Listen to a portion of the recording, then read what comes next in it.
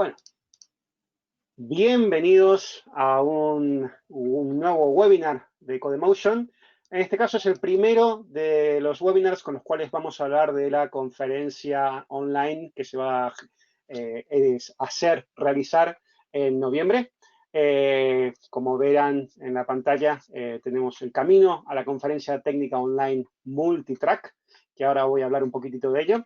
En este caso vamos a tener una serie de webinars en español. Como comentaba antes, César va a ser el primero, va a ser el que inaugure toda esta serie de webinars.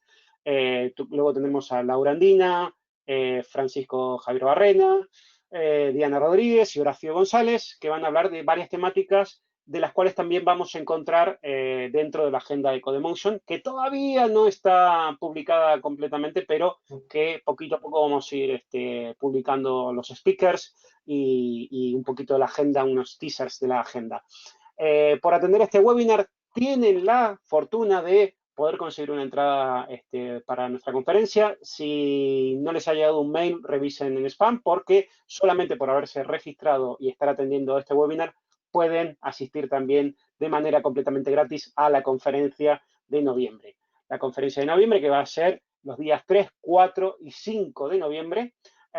Tenemos de momento dos tickets, uno gratis que te permite acceder al contenido básico de la conferencia y un ticket premium con un buen precio, esto hay que decirlo, que te permitirá también asistir a los talleres que haremos por la mañana y una serie de actividades extras que iremos avisando y comentando. Bueno, también están en la página web para que lo puedan ver de qué información tenemos para cada ticket.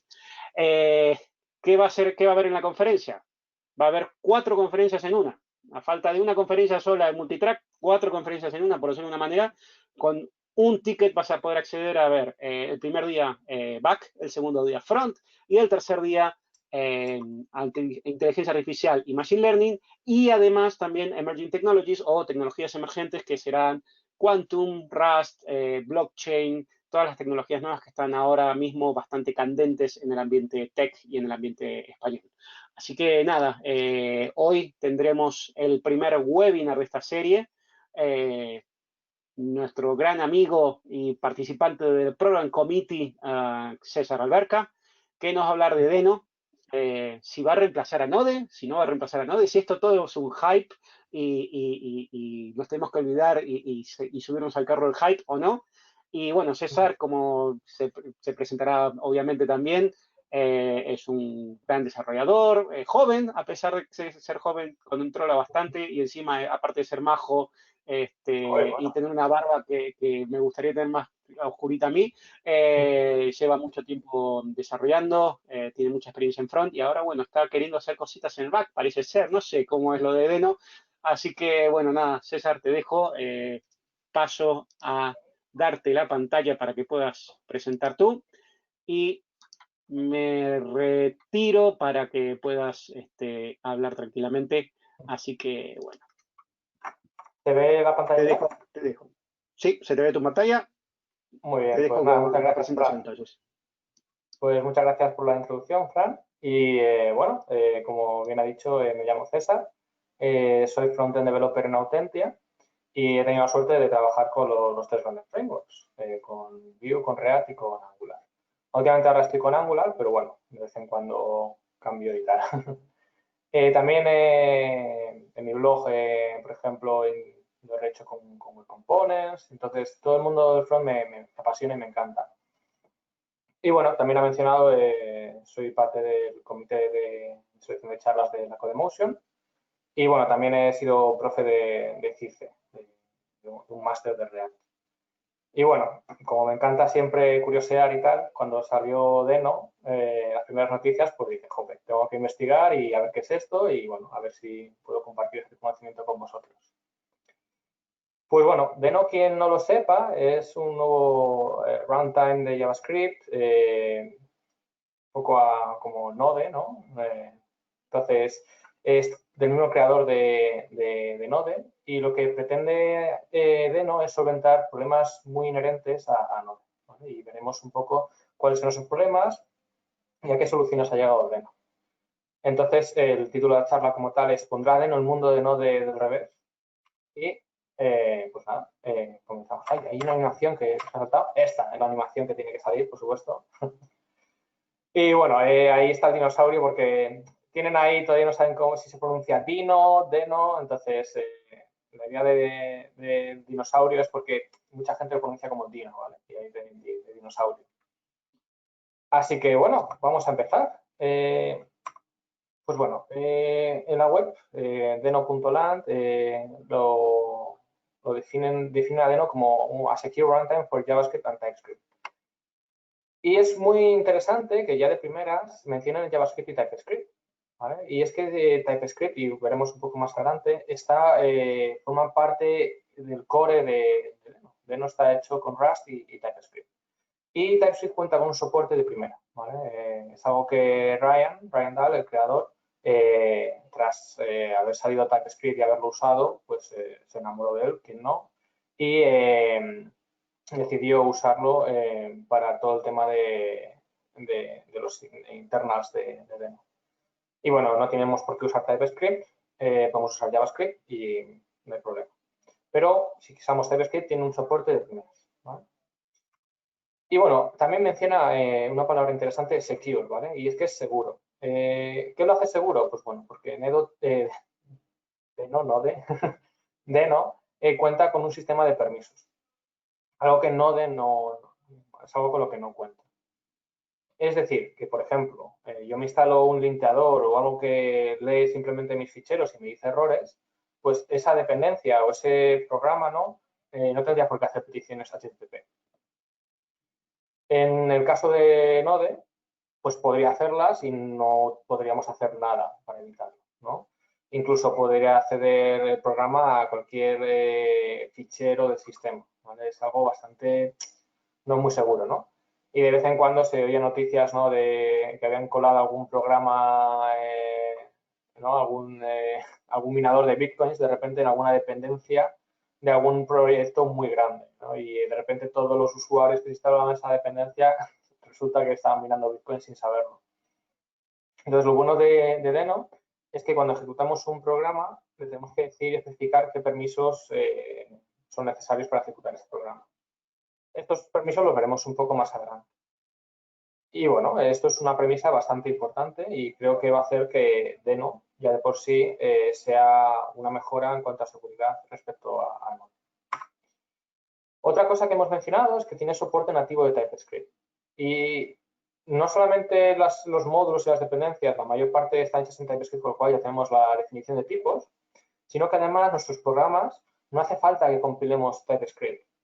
Simplemente le decimos, oye, ejecuta este fichero TypeScript, se lo decimos a Deno, y él ya se encarga por debajo de compilarlo y ejecutarlo. Y nosotros, es transparente a nosotros. Y bueno, si usamos JavaScript, pues simplemente la extensión sería del fichero que ejecutamos sería .js en vez de .ts. Además, cuenta con un único ejecutable. Esto lo que va a hacer es que sea más fácil en entornos de IoT, ¿vale? Con lo cual también apunta por esa vía. Quiere un poco intentar, ¿no?, hacer la competencia a Node. Y un ámbito importante es IoT, ¿vale? Para ejecutar en sistemas de poco procesamiento y demás. Y además, una parte muy interesante es que no necesita ningún gestor de paquetes. Esto creo que es una decisión muy sabia, puesto que Node ahora mismo el gestor de paquetes que usa es NPM. No hay nada malo en sí con NPM, sino que es una empresa privada. Entonces, al ser una empresa privada, pues esta empresa necesita sobrevivir. Entonces, necesita ganar dinero, ¿no? Ahora mismo NPM tiene parte premium, digamos, ¿no?, para empresas y organizaciones. Entonces, pagas al mes cierta cantidad, ¿no? La cosa es que cuando mezclas tu gestor de paquetes con una empresa privada, pueden surgir que estas dos no estén alineadas. Porque la empresa, el objetivo, sí, bueno, es dar soporte a la comunidad y que esté bien, ¿no?, en sí. Pero necesita ganar dinero. Entonces, ahí puede haber problemas, ¿no? Y Deno soluciona esto, pues que no necesita ningún gestor de paquetes.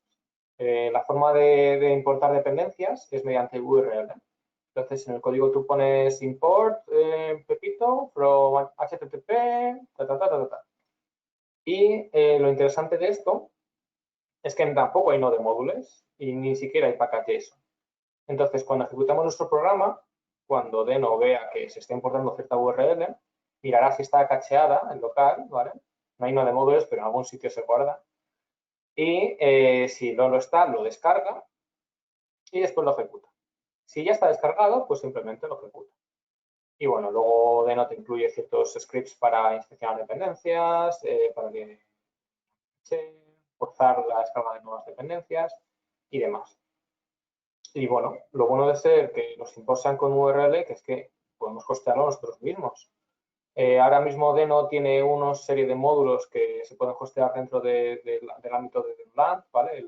La página oficial, pero tú puedes tener tu página web, tus dependencias abiertas por ahí y cualquier programa Deno importar de ahí, siempre y cuando el módulo los sean con imports y exports en ES modules, ¿vale? Ese es el formato.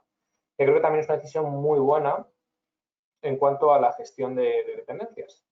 Y es que no usa require, ¿vale? No es como Node, que usa como CommonJS, ¿no? Require, ¿no? Eso es de CommonJS. Y es una temática muy recurrente en cuanto a Deno. Y es que siempre que se puede hacer uso de APIs estándares, como los ES Modules, lo hacen. Y creo que eso, a la larga, va a hacer que Deno, su API sea bastante estable y siempre que apostemos por los estándares, ¿no? Nos veremos cobijados bajo esos mismos estándares. Entonces, al final, a la larga, pues va a dar más seguridad al entorno de Deno y más facilidad de uso. Claro, Node se hizo hace muchos años, ¿vale? Entonces, cuando se hizo, no había ES Modules, ¿vale? Ni siquiera estaba en propuesta, no existía. Entonces, claro, no tenían otra forma que de importar dependencias. Entonces, tuvieron que usar algo que la comunidad estaba trabajando, que era Require, CommonJS. Pero bueno, ahora que estamos en 2020, todo este desarrollo que se ha hecho, estos estándares que se han ido implementando, pues Node no ha ido actualizando, ¿vale? Por una razón que sería muy destructivo, ¿no? Para el ecosistema y no es tan fácil. De hecho, ahora mismo Node estaban intentando hacer que funcionasen los ES modules, pero bueno, tenían ahí cierta problemática, ¿vale? Entonces, es una temática muy recurrente. Deno siempre intenta apostar donde puede por los estándares. Usa mismo APIs de los estándares, por ejemplo, Fetch, y siempre que puede, estándares. Y bueno, además viene con las pilas incluidas, decimos, ¿no? Pues tiene un formatador de código basado en Prettier y además está hecho con Rust, con lo cual va muy rápido. Tiene expresión de dependencias, como he mencionado, y además un ejecutor de test. Sabían que si ofrecían todo esto incluido, no haría falta apoyarse en alguna biblioteca de terceros. Y entonces sería más complicado, ¿no? Porque para empezar con Deno tendrías que instalarte esto y lo otro, ¿no? Entonces, si ya te viene todo incluido, pues mejor. Y bueno, aquí la pregunta del millón, ¿no? Que comentaba Fran. Hay hype, vas a sustituir a Node. Pues bueno, vamos a ver. En 2009 apareció Node, o sea, fijaos qué de años tiene ya. Esto en mundo front, ¿no? Son como los perros, hay que multiplicarlo por 7. Pues en frameworks de JavaScript igual. Entonces, apareció en 2009 Node, fijaos ya. Ahora en 2018, hace 2 años, ¿no? Apareció Deno, ya tiene cierto recorrido. De hecho, la primera versión, la API estable, ya lleva creo que unos 6-7 meses, algo así. Y bueno, viendo la trayectoria, dado que los nuevos frameworks que salen por lo visto basados en Node, alteramos el orden de las palabras, de las letras, pues en 2027 aparecerá Nedo, ¿no? Y en 2099 Donut, ¿no? Habremos acabado ya. No habrá más frameworks. Los de front y los de JavaScript en general, ¿no? Front y back, estaremos ya contentos y ya podremos hacer nuestras paginitas web sin ningún tipo de problema. Bueno, aquí fuera de coña, Deno todavía es muy joven para ver si va a ser como tal el futuro, pero yo le veo mucho potencial. los problemas inherentes de Node son muy difíciles de solventar sin romper compatibilidad, entonces le sale muy caro hacer esos cambios. Por ejemplo, algo tan simple como hacerlo con promesas, ¿vale? La gestión de la sincronía, hacerlo con promesas. En Node hay ciertos APIs que todavía, incluso hay como bibliotecas de terceros que te promisifican los APIs de Node. Y bueno, es que claro, cuando apareció Node, no había promesas, no había gestión de sincronía con promesas, solamente se podía hacer con callbacks. Pero ahora que las promesas se han implementado y son un estándar, Deno, todo su API se basa en promesas. Con lo cual, fijaos, se aprovechan del recorrido de Node, intenta solventar esos problemas que sabían que no iban a poder solventar en Node. La gestión de dependencias, ¿no?, que hemos mencionado. Eso va a hacer que por fin intentemos unificar y usar el estándar, ¿no?, para la gestión de dependencias. Nada de Node módulos, nada de CommonJS, nada de mezclar ambos. Entonces, creo que va a simplificar mucho. Y bueno, viendo que es el mismo creador de Node y que hay un equipo muy competente detrás de Deno, y viendo cómo la comunidad está empujando este proyecto, la verdad es que a mí me da confianza. Entonces, la pregunta es, ¿lo usaríamos en producción? Bueno, creo que todavía, aunque los APIs están estables, realmente no hay mucha ecosistema, no hay tanto ecosistema como con NPM y Node.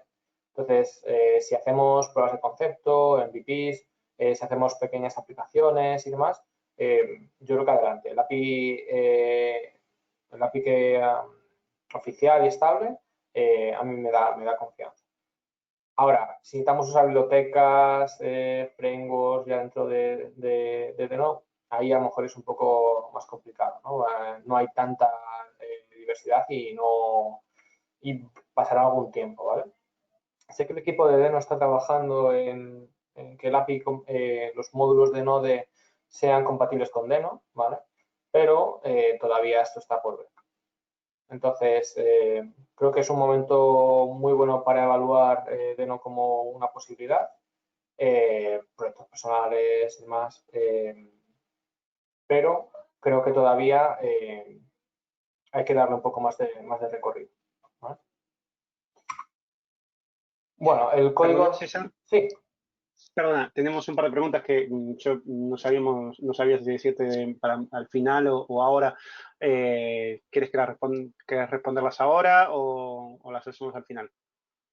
Bueno, si queréis, ponemos algunas ahora y luego el resto a lo mejor para el final. Vale. Bueno, Jordi preguntaba antes, cuando estabas hablando del tema de paquetes y cómo gestiona paquetes, ¿no crees que esto puede dificultar encontrar paquetes? Por ahora, por ejemplo, ahora quiero buscar un paquete que haga X, voy a NPM y busco. Claro, ahora en Deno, la página oficial, hay un buscador de paquetes y sí que es verdad que cualquier sitio web podría hostear paquetes. Creo que al final lo que se va a optar es por usar Denoland, ¿no?, el oficial. Y en cuanto a poder descubrir los paquetes, no creo que se vaya a ser complicado. Entonces, si es porque no esté unificado en un único sitio, aunque exista la libertad, ¿no?, de poder publicarlo bajo tu propio dominio o lo que sea, creo que la mayor parte de la gente, para por lo menos paquetes que quieran ser usados en todo el ecosistema de Deno, estarán en el ámbito de Noland, la página oficial. Vale, y la otra pregunta, que justo antes de la diapo anterior, pregunta Jesús si hay proyectos estables en producción creados en Deno que sean conocidos o en proyecto. Pues así no te sé decir, la verdad. Me imagino en la página de Deno, vamos a ver, la mayor parte de las páginas pone casos de uso y tal, pero no veo ninguno, ni me suena ninguno así, ningún proyecto grande, digamos, de empresa grande que esté usando Deno. Lo dicho, como no hay todavía tantos paquetes como en NPM, ni lleva tanto recorrido como Node en NPM, a lo mejor la gente todavía no está como muy segura. Pero para cosas pequeñas yo creo que que puede estar bien. ¿Más preguntas? No, ninguna más de momento. Vale. Bueno, pues como comentaba, vamos a... todo el código que menciono en la charla está en este repositorio. He creado una rama especial, ¿vale? Para esta charla, que se llama 2020 Promotion, o sea que el código que damos aquí estará en esa rama, ¿vale? Tal cual lo veamos. Y por supuesto, no olvidéis dar la estrellita. Si no dais la estrellita, no podéis clonar el repositorio. No, eso no es verdad, pero bueno, dar la estrellita. Ah, y bueno, por cierto, si me queréis seguir también en redes sociales y tal, podéis seguirme aquí en las slides, tenéis mi handle de Twitter, ¿vale? Este sale acá. Bueno, pues vamos a ver cómo es esto de Deno. Pues bueno, lo primero es la instalación. Tiene instaladores para todas las plataformas. En Mac está con Homebrew.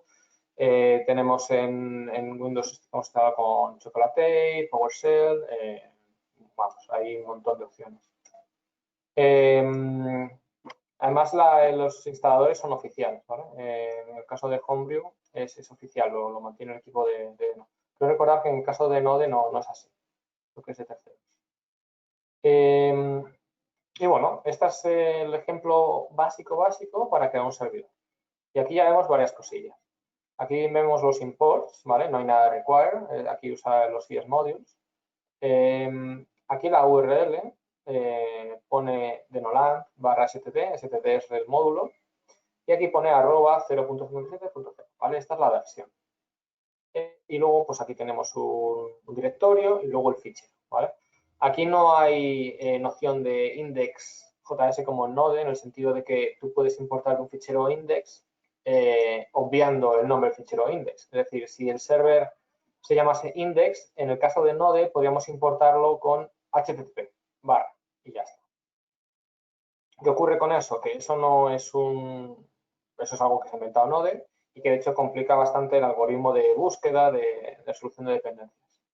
En este caso, Deno pues ha simplificado y nada, usa el estándar tal cual bien simplificado. Y si os fijáis también aquí se añade la extensión. Es algo que no se hace típicamente en nuestros proyectos de hoy en día, tanto si usamos CommonJS como si usamos los CS modules. Y es que luego por debajo, en el caso de que usemos Babel, que muchas veces está ahí, existe por debajo, ¿no? Añade automáticamente la extensión o demás. Pero que sepáis que no añade la extensión, no es el estándar.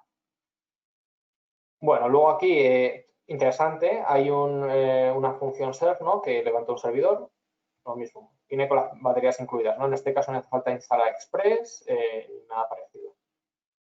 Le decimos un puerto y aquí otra vez cosas muy interesantes. Aquí se implementa un fuera wait. La wait se implementa a primer nivel, es decir, que no hay una función que recurra a esto que esté marcada como async.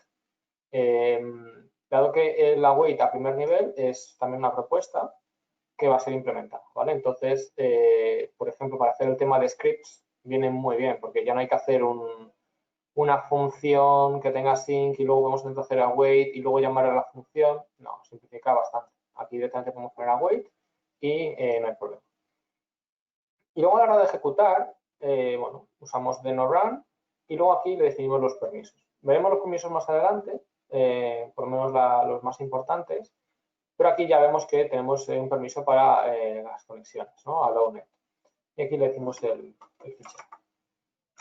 Entonces,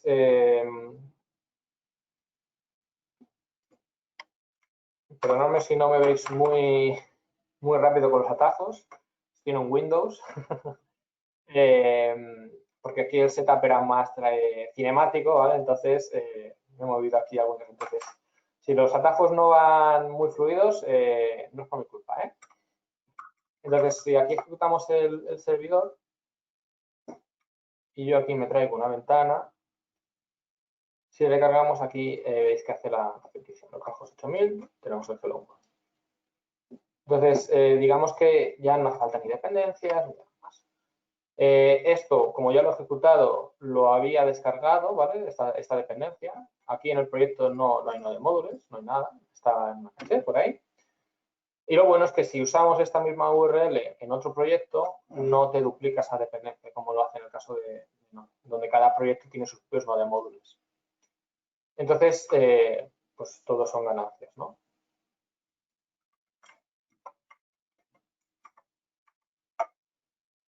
Los atajos, pues, bueno, lo que es la configuración, lo tenéis aquí en el README, por si queréis ver con qué comando se ejecuta.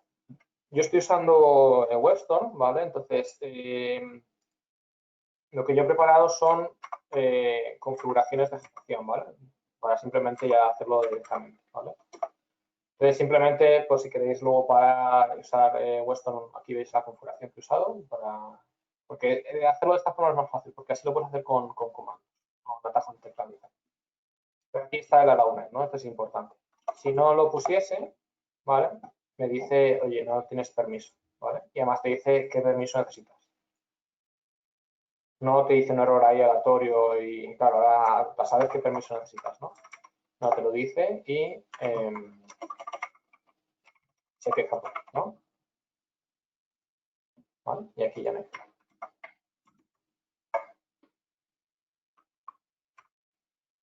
Y hablando de permisos, pues vamos a ver cómo es esto de los permisos.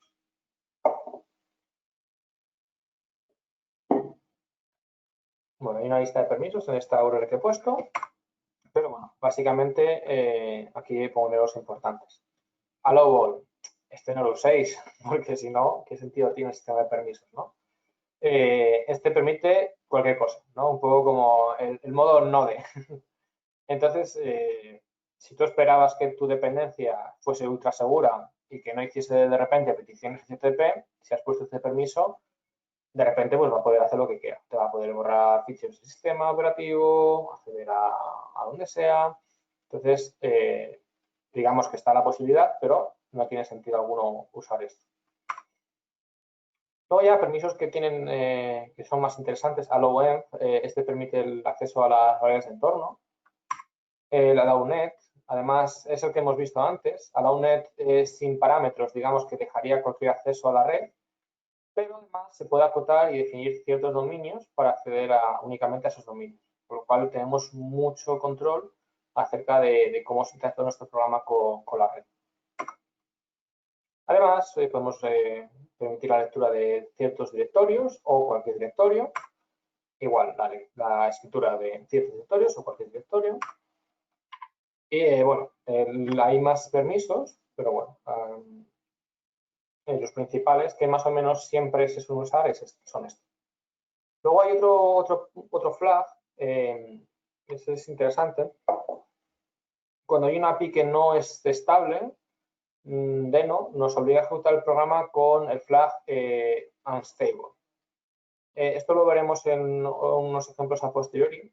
Y bueno, básicamente lo que te dice es que si cierto API de cierto paquete no está estable todavía, te obligas a poner este flag y si no, falla, ¿vale? Entonces, es la forma que tienen de decirte, oye, vale, puedes usar esto, pero ojo, cuidado, ¿no? Que puede que rompamos API en este API, ¿no? En concreto. Pero está bien porque tú ya lo sabes, ¿no? Y dices, bueno, es que si pongo un stable tengo que tener cuidado, ¿no? A lo mejor ahí debería buscar otra solución, si es posible. Y bueno, otra parte importante de Deno es el tooling que te ofrece de fábrica, ¿no? Tenemos un linkeador, tenemos un ejecutor de test, un inspector de paquetes, un formateador, además podemos generar documentación y te viene ya para actualizar Deno en sí.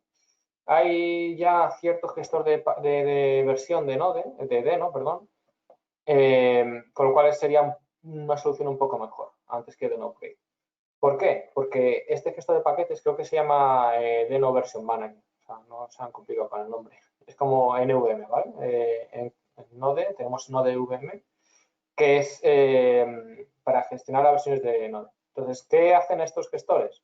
Pues si tú tienes varios proyectos, en cada proyecto es necesaria una versión específica de Node o de Deno, pues te facilita el poder cambiar esa versión dependiendo del proyecto. porque si no tendrás que instalarte la versión de Node o de no, instalarte la que sea necesaria para el proyecto, y si te cambias a otro proyecto, estás trabajando en varios, veis que es un jaleo, ¿no? Entonces, bueno, hay una solución ya para Deno, y en el caso de no necesitéis esta complicación, ¿no? Digamos, pues podrías utilizarlo fácilmente con Deno Query. Y bueno, en cuanto al linkeador y el formatador, están basados ya en dependencias del ecosistema de JavaScript. El linkeador está basado en SLint y el formatador en Prettier, pero como he mencionado antes, se ejecutan en Rust. Y esto hace que vayan muy rápido. Entonces, también ahí hay cosas bastante interesantes, ¿no? De que ciertas dependencias estén programadas en Rust. Y de hecho, veremos una cosa muy interesante que es WebAssembly con Deno. Pues justo, WebAssembly. Esto es las instrucciones en caso de un sistema Unix, ¿vale? Estas instrucciones para el caso de Mac, ¿vale? En el caso de Windows hayan otras, pero bueno, más o menos la idea es la misma. Tenemos que instalar un programa que compile nuestro programa en C, por ejemplo, que lo compile a WebAssembly.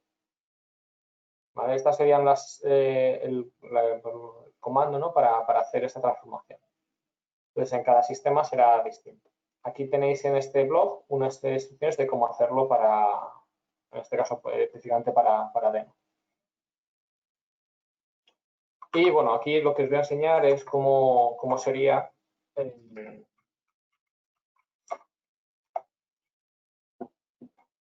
para qué.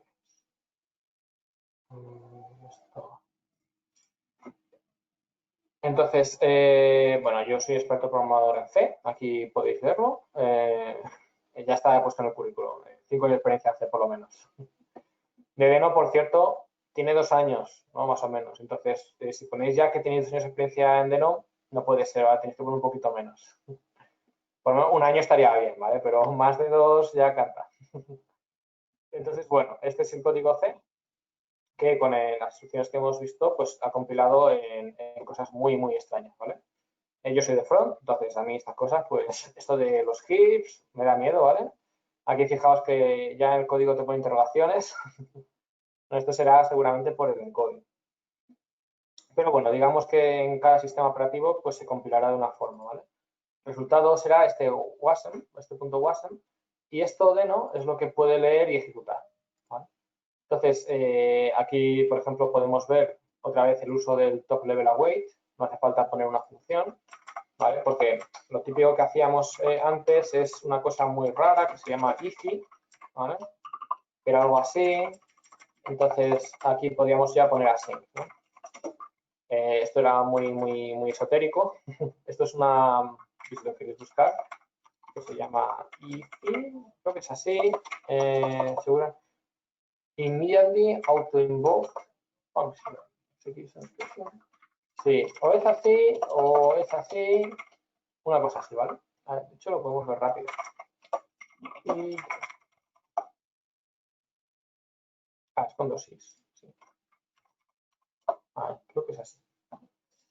Sí, immediately invoke function expression.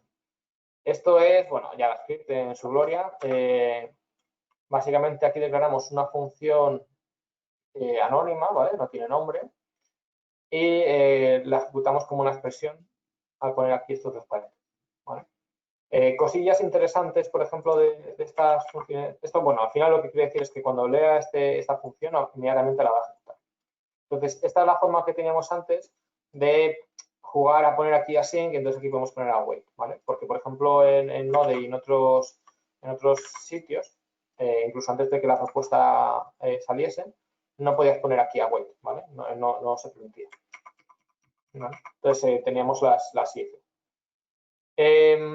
Otra curiosidad, por ejemplo, de las IFI es, a mí, por ejemplo, no me gusta poner puntos y comas, ¿vale? No sé, no me gusta. No es necesario, entonces, pues bueno, yo no lo suelo poner. Pero hay ciertos sitios donde sí que es obligatorio ponerlo. Y cuando usamos una IFI, es obligatorio ponerlo aquí. ¿vale?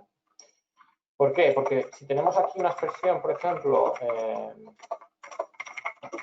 a ver, tenemos algo así, no ponemos puntos y comas, luego cuando el runtime ejecute esto, el runtime lo va a poner en una línea, ¿no? Entonces, fijaos que aquí esto va a intentar ejecutar un método, ¿no? Pues vamos aquí esto.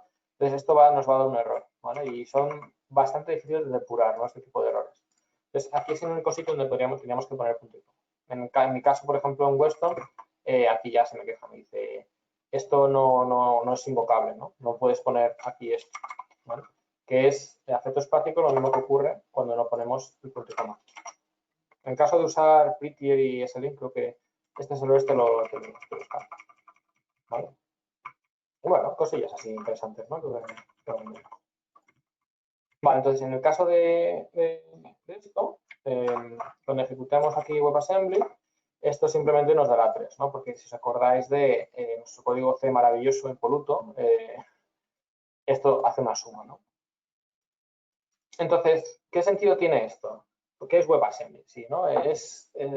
¿Para qué nos sirve?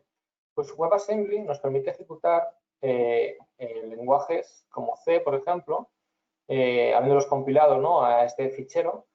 Y esto lo que va a darnos es una velocidad que con JavaScript nunca alcanzaríamos. Entonces, para ciertas aplicaciones, esto es muy importante, es crítico, ¿no?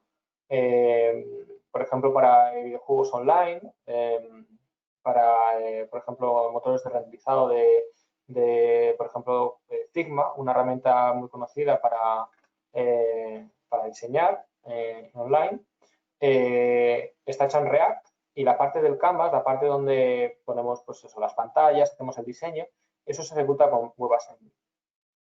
Entonces, claro, va rapidísimo, entonces parece nativo.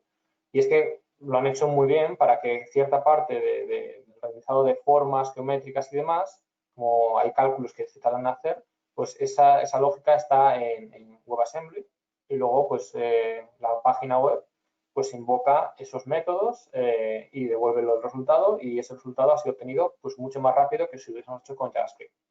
Entonces, Deno es muy interesante, bueno, porque ya da soporte a WebAssembly.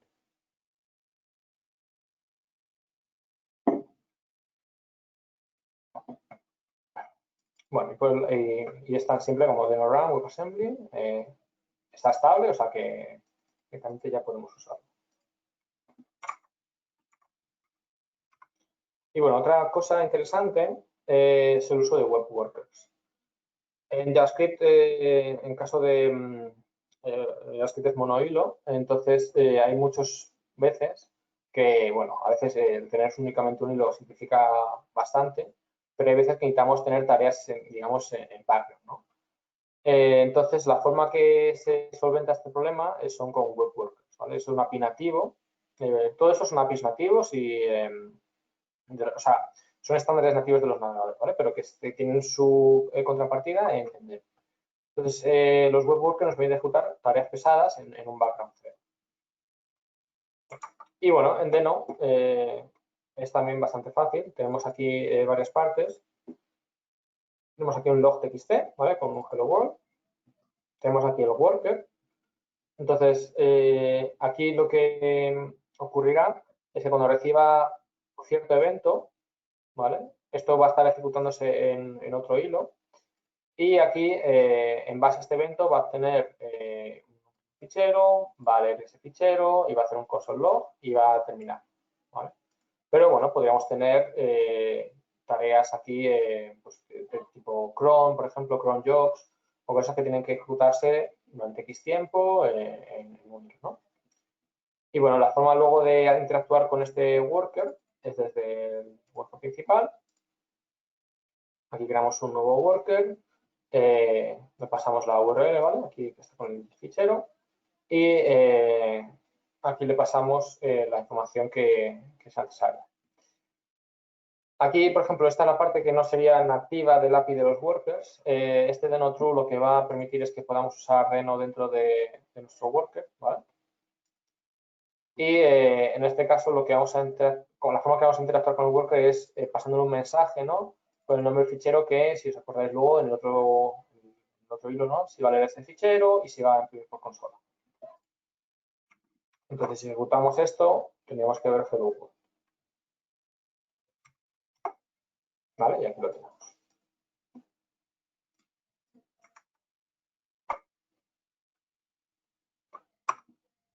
Y luego otra cosa interesante y tiene que ver con la gestión de dependencias son los import maps.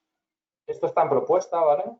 Seguramente, creo que está en fase 3, con lo cual seguramente ya como viene definida entrará en JavaScript como tal. Y esto de los import maps lo que nos va a facilitar es abstraer de alguna forma de dónde importamos las cosas. Y es que este import map va a ser un fichero JSON, donde vamos a dar como ciertos aliases. Entonces aquí vamos a decir que cuando importemos de FMT, realmente estamos importando de esta URL. ¿Vale? Entonces aquí en el ejemplo, realmente cuando hacemos FMT barra colos, estamos importando de todo esto. Y de hecho creo que con los import maps también podríamos en algunos casos obviar la extensión. ¿Vale? En el caso de Deno ya está implementado esta propuesta, ¿vale? No se lo están todavía. Y creo que de cara al futuro la gestión de dependencias creo que irá por aquí, ¿vale? Porque ahora mismo lo que se suele hacer en cuanto a la gestión de dependencias es, de hecho lo podemos ver en algún fichero, justo en este no, no, sí. Vale, es aquí creo.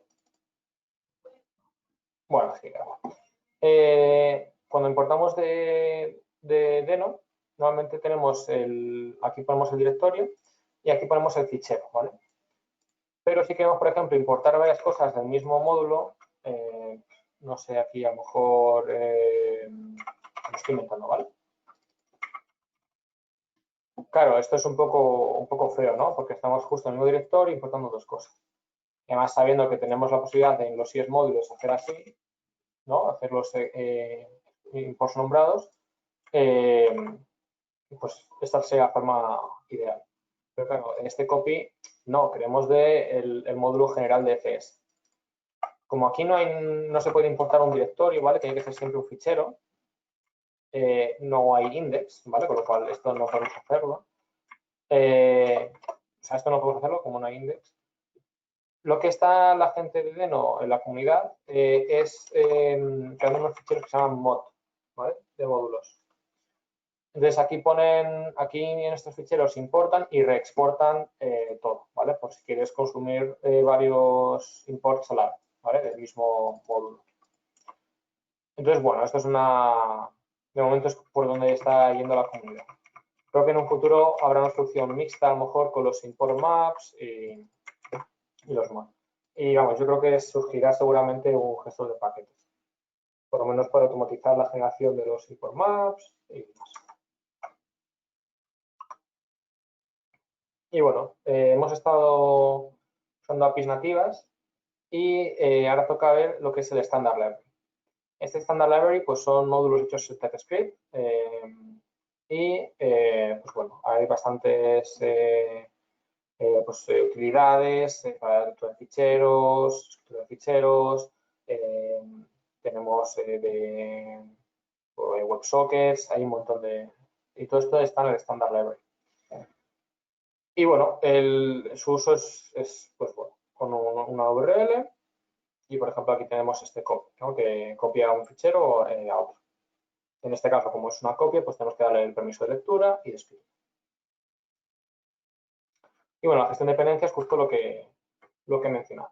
Se usa el fichero mods.ts y luego en el caso de dependencias internas, por ejemplo, es decir, yo no quiero en mi código tener repartido por todos lados. Imagínate que aquí tengo esto, ¿no? Tengo aquí dos ficheros que son prácticamente iguales, ¿no? Que uso el método copy, ¿no? Pues casualidad, ¿no? Pero claro, si por ejemplo tengo que actualizar la dependencia de copy, esto no molaría, ¿no? Que la dependencia actualiza aquí y ahora tengo que ir a la otra esta y cambiarla, ¿no? Esto es muy, muy pesado.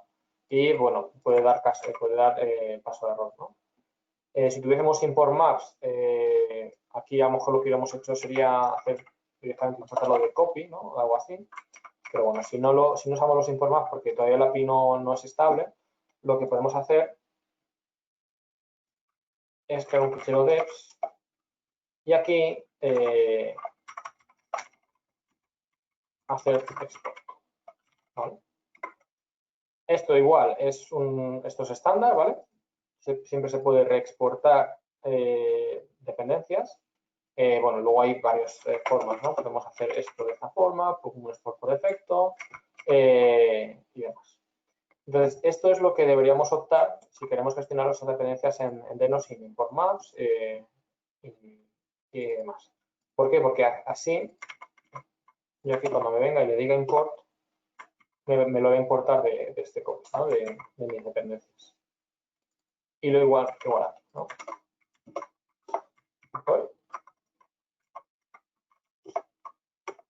¿Vale? Entonces, ¿qué ocurre? Que ahora yo, si tengo que actualizar las dependencias, lo hago en un ecosistema. ¿Vale?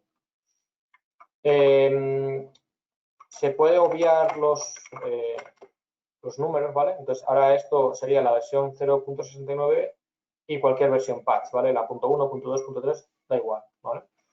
Aquí la versión se puede fijar en la mayo, pero bueno, a mí siempre me gusta, tanto en Eno y en Node, me gusta especificar la versión, ¿vale? De hecho, en los package JSON, cuando veáis las dependencias como con la típica cejilla, esto cuidado porque esto implica que la versión que tiene instalada puede ser la 12.6.0, la 1, la 2, la 3, la 4, incluso la 7, ¿vale? Entonces esto creo que puede ser peligroso, ¿no? Esto da pie a que ocurra lo mítico, ¿no? De tal funciona, ¿no? Y porque a lo mejor la dependencia no es justo la que está usando el resto del equipo, ¿no? Entonces, otra solución para la gestión de dependencias, yo creo que en un futuro va a ir más por ahí los tiros, los import maps. Y bueno, si son scripts muy simples y demás, pues no tenemos por qué tener ninguna gestión de dependencias. Simplemente ponemos las URLs y listo. Y bueno, una parte a mí que me interesa mucho, la parte del testing, está genial que le hayan dado el primer soporte, ¿no? Para poder hacer testing directamente sin necesidad de dependencia desde ceros. Y bueno, tenemos varios métodos. Está el API, bueno, está bien. Pero bueno, siempre podemos usar otros API. Seguramente saldrá versión tipo Jasmine y demás. Tenemos assert equals, assert not equals, assert strict equals, assert strict contains y bueno, también para gestión de arrays y assert maps. Y bueno, assert ceros. Entonces, aquí en este ejemplo tenemos aquí, esto sería un test de Deno. Tendríamos el deno.test, aquí veríamos el nombre del test y aquí, bueno, pues aquí podríamos nuestro código y luego al final tendríamos un assert equals, lo que hemos visto anteriormente. Bueno. Vale. Bueno, ahora la idea era hacer live coding. No sé cómo vamos de tiempo.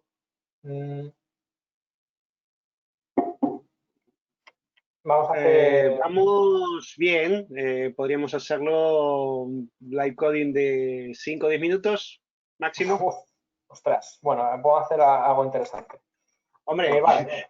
No te voy a dar media hora. No, bueno, no pasa nada. Igualmente, César, hay un par de preguntas aquí. No sé si quieres contestarlas antes de empezar con live coding y quizás por ahí es más práctico, digo. Son dos preguntitas. Venga, son dos, vale, perfecto. Bueno, una es más larga que la otra, pero bueno. A ver, el tema de que las dependencias estén en la nube y no descargadas de forma local, ¿hará que pierda rendimiento o se descargan de forma interna una vez se ejecuta la aplicación? Y sigue con la cuestión, Jordi, ¿qué pasa si no tenemos internet? Por ejemplo, en una aplicación que queremos correr en LAN. Vale. Deno, cuando lo ejecutamos, si no está la dependencia local, las descarga, ¿no? Hasta ahí bien. En el caso de Node, si queremos ejecutar nuestro programa, ¿no? Tenemos que instalar las dependencias nosotros manualmente. En Deno se puede forzar a que no ejecute el programa, pero que estén ya instaladas, ¿vale? Entonces, digamos que cuando ejecutamos un programa de Deno, este comprueba que están instaladas o no. Entonces, hace como dos operaciones, la comprobación y la descarga. Pero si nosotros, no me acuerdo el comando que es, le decimos, oye, estate al tanto, ¿no? Para que cuando estés a punto de ejecutar no descargues nada, ¿no? Que esté ya todo descargado. Eso lo podemos hacer igualmente, ¿vale? Entonces, en este caso, no vas a tener pérdida de rendimiento, ¿vale? Siempre tenemos esa opción.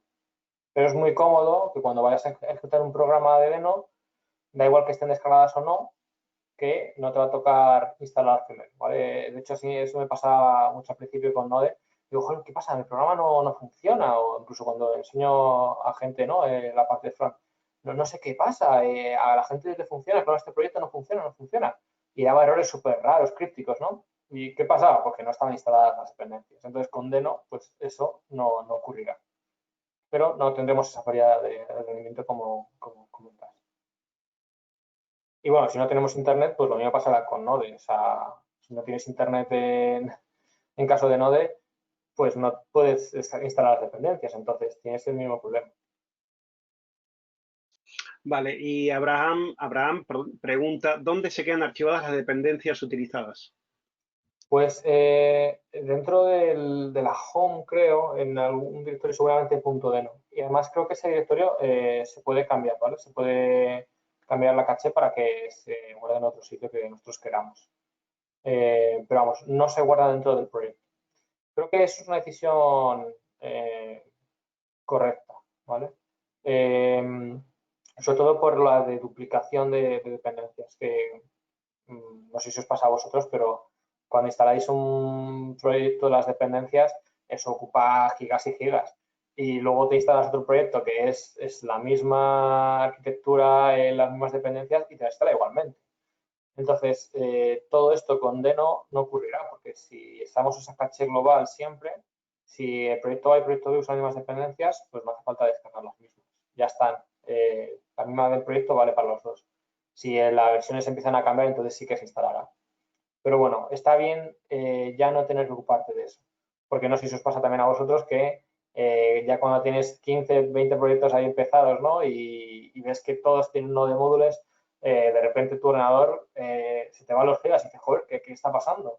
Y es por no de módulos. Entonces, ¿qué ocurre? Que tienes que ir a cada proyecto borrando de módulos y es un poco jaleo. De hecho, hay una dependencia de una española que se llama NPKill, creo recordar. Y bueno, te inspecciona todo el sistema operativo por los de módulos y te los borra, te deja marcarlos para borrarlos. Y pues bueno, ese problema no existiría en Deno. Lo que tú puedes hacer en Deno directamente es, oye, bórrame la caché global y ya está. No tienes que ir a todos los proyectos y borrarlos manualmente o, bueno, como automático con alguna dependencia. Vale, pues nada, a cacharrear, le digo a live codear. Vale. Bueno, si os ocurren más preguntas, irlos dejando y bueno, luego las responderé. Y bueno, este live coding, todo puede salir mal, ¿no? Esperemos que no. Pero bueno, lo importante es ver, bueno, un poco lo que quiero transmitir, ¿no? Y creo que vamos a empezar con una cata y terminar con la misma cata. Y es una cata que lo que vamos a hacer es, dado que Deno es darle la vuelta a Node, vamos a hacer un flipper, ¿no? Que dando una serie de nombres de frameworks, lo que va a hacer es darles la vuelta, ¿vale? Entonces, si damos la vuelta a Node, tendremos Deno, ¿no? En este caso será va a ser un poco más complicado, ¿no? De que debe capitalizar la primera letra, si es impar debe intentar gestionarlo bien, pero bueno, esa parte no va a dar tiempo. Aún así dejaré el resto de todo el código subido completo, ¿vale? Entonces, por supuesto, vamos a empezar con el test. A mí siempre bueno, empezamos por el nombre del test. Importante que los nombres sean descriptivos y bueno, que se lea, pues, se lea bien, ¿vale? A mí me gusta separar los test en tres partes. Tenemos el given con them. ¿Vale? Entonces, esta es una separación. Luego yo al final no dejo comentarios, ¿no? Mi separación la hago con saltos de línea. Y bueno, digamos que un test se divide en 3 secciones. La parte del given es la separación. Por ejemplo, podemos tener como preparación hola, ¿no? Tenemos las variables, la creación de instancias, todo lo relacionado con la preparación del test, ¿vale?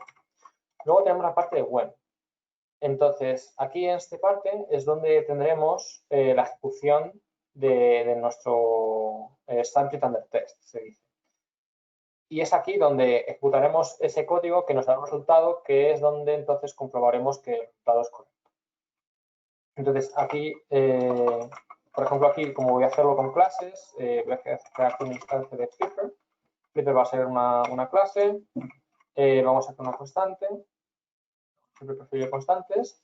Y aquí lo que decimos Flipper, vas a tener un método que sea flip, ¿no? Veis que yo, bueno, los comandos, en este caso control alt V, ¿vale? Este es un refactor que tiene muchos refactors Weston, ¿vale? Muy interesantes. Entonces, los refactors control alt shift T, ¿vale? Esa es digamos, para refactorizar general, el menú contextual genérico. Y aquí veis que introducir variable o constante, ¿vale? Entonces, yo esto lo suelo hacer un montón, ¿vale? Pues así te ahorras poner el cost, por ejemplo. Y entonces luego al final lo que tenemos aquí es que assert equals, ¿vale? El actual, y aquí esperaremos que esto sea la, ¿vale? Y aquí tenemos uno, ¿vale? La separación que digo, como he comentado, del given when then, pues aquí se nos ha olvidado ponerlo. La separación del given when then la hago con salto de línea, ¿vale? Entonces, mis tests normalmente tienen como 3 secciones. Entonces, es bastante interesante porque así a primera vista ya sé qué parte es la preparación del test, luego la ejecución y luego la sección. Y otra cosa interesante es que, bueno, esto no va a funcionar porque no está ni siquiera este método, o sea, esto no existe. Si vamos a la clase Flipper, está vacía. Otra cosa interesante de Weston es que aquí yo le digo, oye, sí, esto no existe, créamelo, ¿vale?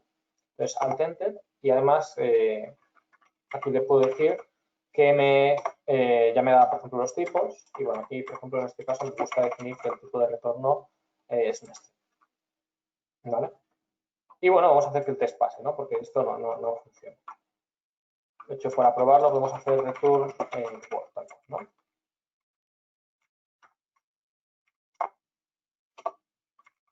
Esto, claro, ¿vale? Y vemos que el test no funciona, ¿no? Esperaba el ajo y ha recibido hola, ¿vale? Porque la estamos retornando tal cual. Pero bueno, es importante ejecutar los tests, aunque sepamos que van a fallar, pues bueno, para comprobar que todo está funcionando en cuanto al ejecutor de test y demás, ¿vale? Y bueno, aquí una parte interesante de TDD es que ahora que tenemos el código fallando, tenemos el test hecho ya, es hacer que el código pase, ¿no? Entonces, lo que vamos a hacer con TDD es hacer que el primer test pase y luego vamos a ir complicando, ¿no? Vamos a añadir más funcionalidad. Pero es importante hacerlo por pasos, ¿vale? Entonces, yo puedo aquí definir con half, ¿no? Porque aquí tenemos los, ¿vale? Bueno, esta sería, perdón, 3 half. Y aquí, si no me equivoco, sería 2, ¿no? Entonces, si lo que queremos es darle la vuelta, sería así, ¿verdad? Correcto. Pues bueno, pues ya está. O sea, no, parece que es una broma, pero no lo es. Una cosa interesante de TDD es que intentemos siempre hacer que el test pase, ¿vale?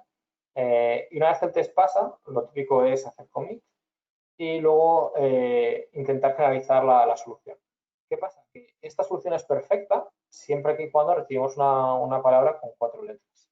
Claro, si recibimos más o menos, esto no funciona. Pero bueno, podría ser que todas nuestras palabras que recibimos fuesen de 4 letras, entonces este programa sería perfecto, ¿verdad? Entonces, bueno, esto da que pensar, ¿no? Y la verdad que que hacer esto así paso por paso, de forma que parece poco tonta, ¿no? Ayuda mucho a la solución de algoritmos y de problemas. Y bueno, la forma ahora de continuar con TDD sería dejar que un nuevo test pues deje obsoleto la solución actual. Pero tenemos que dejar que tiene que haber un test que reniegue de esa solución, ¿no? Entonces, en este caso, por ejemplo, aquí cómo lo continuaríamos, pues pondríamos, por ejemplo, una palabra con 5 letras. Entonces, ya aquí la cosa cambia, ¿no? No sé si hay mucho tiempo. Lo que, bueno, podríamos aquí hacer es, aquí tenemos que tener la mitad, ¿no? Entonces, siempre uso esto de introducir, ¿no? Constante, introducir variable. Entonces, podemos aquí poner el half, ¿no? Entonces, este half que sea 2 no nos va a valer, ¿no? Tenemos que decir, oye, tiene que ser esto partido por la mitad, ¿no? Y no solo esto, sino que además vamos a tener a lo mejor que gestionar que no sea no sea un decimal, ¿no? Porque una división de 5 entre 2 no nos da decimal. Entonces, aquí hay que tener cuidado con esto. Bueno, entonces, después y aquí por supuesto, aquí sería todo el total, ¿no? Aquí lo que suelo hacer, ¿no? Cuando, por ejemplo, veo que me he pasado, ¿no? de variables, ¿no? Cuando veo que a lo mejor esto no tiene sentido y tal, es importante que no lo hagamos manualmente, ¿no? Que no lo borre y vuelva a ponerlo a cero, ¿no? Hay refactors, ¿no? Que justo hacen esto. En el caso de Weston tenemos el inline, ¿vale? Este es súper interesante y hace justo lo que hemos hecho, pero de forma automática. Estos refactors funcionan de maravilla con TypeScript, ¿vale? Pues una de las razones por la que me encanta TypeScript, que estas cosas en JavaScript sean muy, muy, muy difíciles e incluso imposibles. Entonces, este refactor de hacerlo en línea y extraer variable y extraer método, ¿vale? Son muy potentes y pueden ayudarnos a hacer refactors de toda la aplicación, básicamente, ¿vale? Entonces, muy interesantes si los practicáis y los investigáis. Entonces, normalmente lo que suelo hacer es que si hay un número que no se entiende, pues extraigo una variable y nombro esa variable, ¿vale? Otra cosa importante es no dar siempre con el comentario si no hace falta, ¿no? O sea, 0 is first is start, ¿no?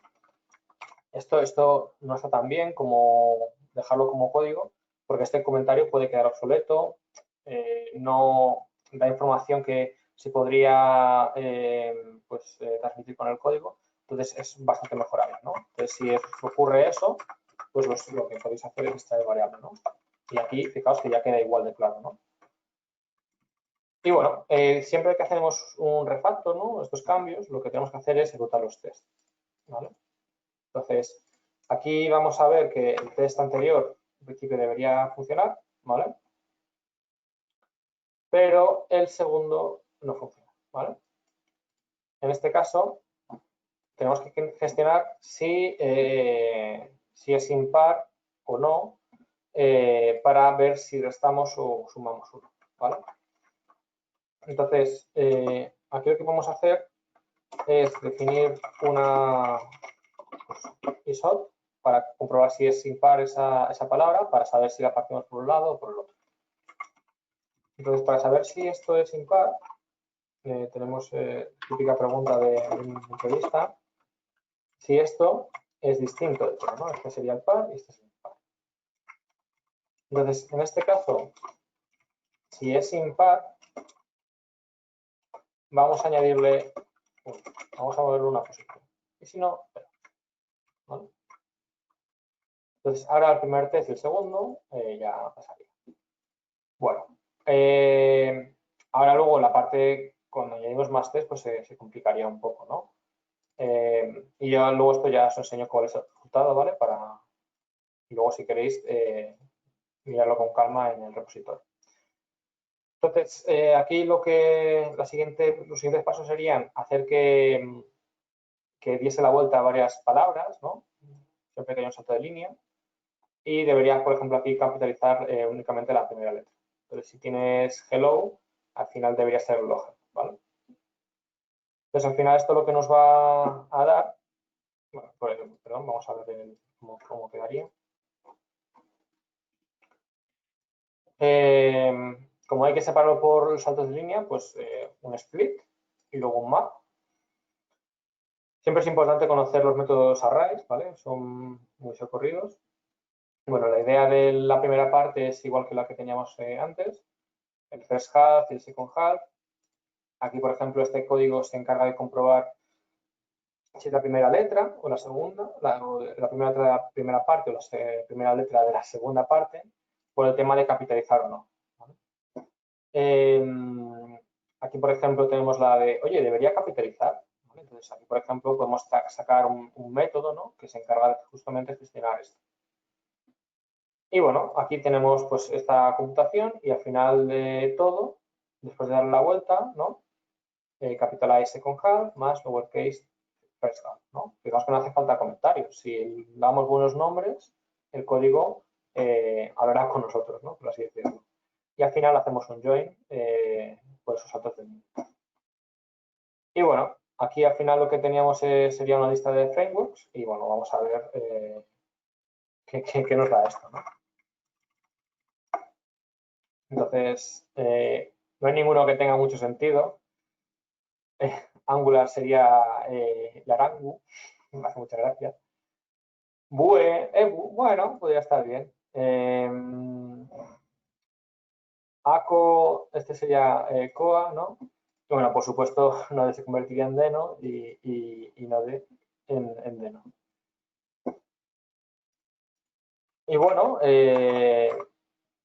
así para terminar, comentar que bueno, yo trabajo en Autentia y si sois tan apasionados de tecnología como yo y os interesa mucho aprender y desarrollaros como profesionales, echar un ojo a la web de Autentia y bueno, si os interesa, echar el currículum. Y bueno, ahora si queda alguna pregunta, pues la responderé también como pueda. Bueno, César, nada, muchísimas gracias por la presentación. Vamos a dar un par de segunditos por si acaso hay alguna pregunta y si no, bueno, ya hemos tenido un par de preguntas a lo largo del webinar. Solamente recordaros que vamos a subir el vídeo a lo largo de la semana que viene, así que estar atentos. Y bueno, recordaros nuevamente que por haber asistido a este webinar y haberse perdido la keynote de Apple, que la hemos contraprogramado, pueden asistir también de manera gratuita a la conferencia de noviembre, que se va a celebrar los días 3 y 5. Este año, para aquellos que conocen CodeMotion, este año nos hemos pasado en online por obvias razones. E intentaremos mantener la calidad del evento, la calidad de las charlas, a pesar de que, bueno, que sea en un formato distinto. Y para los que no conocen CodeMotion, bueno, es una conferencia que hacemos desde el 2011 aquí en Madrid, desde el 2012, perdón, aquí en Madrid.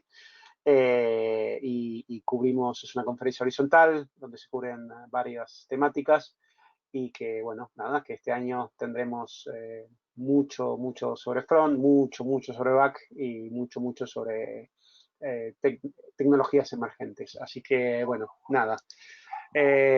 Vamos cerrando así porque si ya vamos más de una hora. Así que nada, muchísimas gracias nuevamente, César. Gracias a todos los que están todavía conectados.